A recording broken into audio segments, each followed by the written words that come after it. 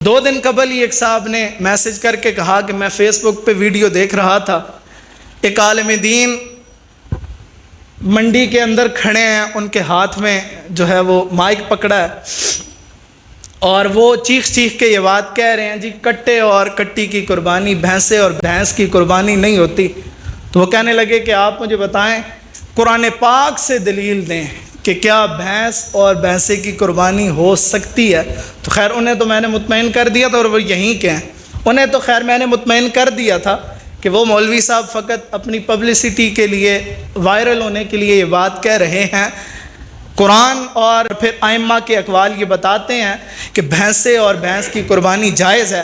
اس سے قبل یہ بات عرض کر لینے سے قبل ایک بات سمجھنا بڑا ضروری ہے کہ آپ سوشل میڈیا ہو، فیس بک ہو، ٹویٹر ہو، یوٹیوب ہو، آپ ضرور وہاں دین سنیں، وہاں ضرور دین سیکھیں، لیکن وہاں جو آپ سنتے ہیں اس بات کو حرف آخر نہ سمجھا کریں۔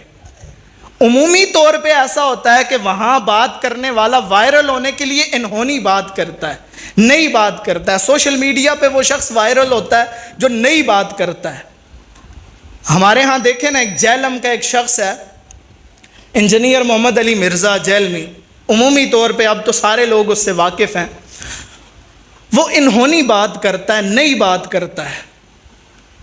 14 صدیوں سے جو علماء کے اقوال ہیں، جو علماء نے مسائل لکھے ہیں، ان سے ہٹ کے بات کرتا ہے، تو لوگ اسے بڑا وائرل کرتے ہیں، بڑا پسند کرتے ہیں۔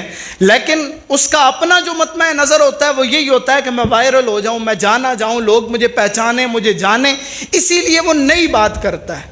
اچھا، پھر اس سے فرق کیا پڑا؟ جیلمی نے اتنا لوگوں کے ذہن میں تشکیک پیدا کی ہے کہ اب ہمارا وہ جوان جسے وضو کرنا ٹھیک سے نہیں آتا، نماز نہیں آتی، وہ بھی امام اعظم امام ابو حنیفہ پہ اعتراض کرتا ہے، امام شافعی پہ اعتراض کرے گا، امام مالک پہ اعتراض کرے گا، وہ امام احمد بن حنبل پہ اعتراض کرے گا۔ مجھے بتائیں، صحابہ کو دین صحیح سمجھ آیا ہے، تابعین کو صحیح سمجھ آیا ہے، صحابہ کے شاگردوں کو صحیح سمجھ آیا ہے، یا آج 15 صدیاں بعد کسی مولوی صاحب کو دین صحیح سمجھ آئے گا؟ تو یقیناً صحابہ کو دین صحیح سمجھ آیا ہے نا۔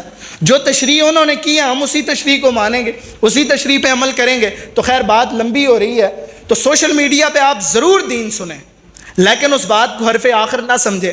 اب بھینس اور بھینسے کی قربانی کے حوالے سے وقت بھی نہیں ہے، میں جلدی اگر عرض کروں تو عمومی طور پہ وہ عالم دین، اگر میں بات کھول کے کروں تو وہ اہل حدیث ہیں جو کہتے ہیں جی قربانی بھینس کی اور بھینسے کی قربانی جائز نہیں، اور وہ دلیل یہ دیتے ہیں کہ اللہ کے رسول صلی اللہ علیہ وسلم کے زمانے میں بھینس اور بھینسے کی قربانی نہیں ہوئی۔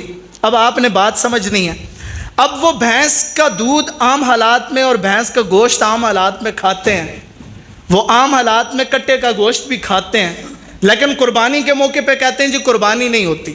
اچھا، جب وہ عام حالات میں بھینس کا گوشت اور دودھ اور کٹے کا گوشت کھاتے ہیں تو ان سے پوچھا جاتا ہے یہ حلال کیسے ہے؟ تو وہ کہتے ہیں قرآن میں اللہ نے فرمایا احلت لکم بہیمۃ الانعام، تمہارے لیے حلال ہے بہیمۃ الانعام، یعنی جو جانور بہیمۃ الانعام کے اندر آتے ہیں وہ تمہارے لیے کیا ہے؟ حلال ہے۔ آپ نے اس لفظ بہیمۃ الانعام کو یاد رکھنا ہے۔ کیا لفظ ہے؟ اچھا، بہیمۃ الانعام حلال ہے۔ اب دوسری جگہ 17ویں پارے میں آپ خود جا کے گھر میں، میرے حساب سے تقریباً یہ سورہ حج کی 34ویں آیت ہے، آپ خود جا کے گھر میں اس آیت کا ترجمہ پڑھیے۔ اللہ تعالیٰ اس آیت میں قربانی کا ذکر کر رہے ہیں، اور قربانی کے جانوروں کا ذکر اللہ تعالیٰ کر رہے ہیں، اور کہہ رہے ہیں کہ وَلِكُلِّ أُمَّةٍ جَعَلْنَا مَنْسَكًا لِيَذْكُرُوا اسْمَ اللَّهِ عَلَىٰ مَا رَزَقَهُم مِّن بَهِيمَةِ الْأَنْعَامِ۔ اللہ فرما رہے ہیں کہ ہم نے ہر امت کے لیے ایک قربانی مقرر کی ہے، اس میں سے جو ہم نے انہیں رزق عطا کیا، اور رزق کون سا ہے؟ من بہیمۃ الانعام، بہیمۃ الانعام میں سے، یعنی ہم نے ہر قوم کے لیے قربانی مقرر کی ہے۔ تو وہاں کیا فرمایا؟ حلال ہے بہیمۃ الانعام، اور یہاں قربانی کے معاملے میں کیا فرمایا؟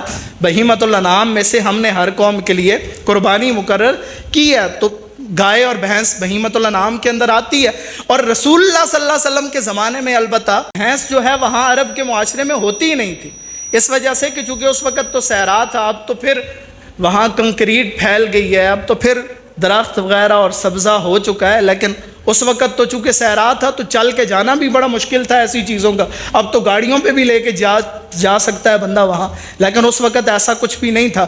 تو یہ اعتراض کیا جاتا ہے جی گائے اور بھینس کی قربانی جائز نہیں ہے، اور لوگوں کے ذہنوں میں ویسے ہی تشکیک پیدا کی جاتی ہے۔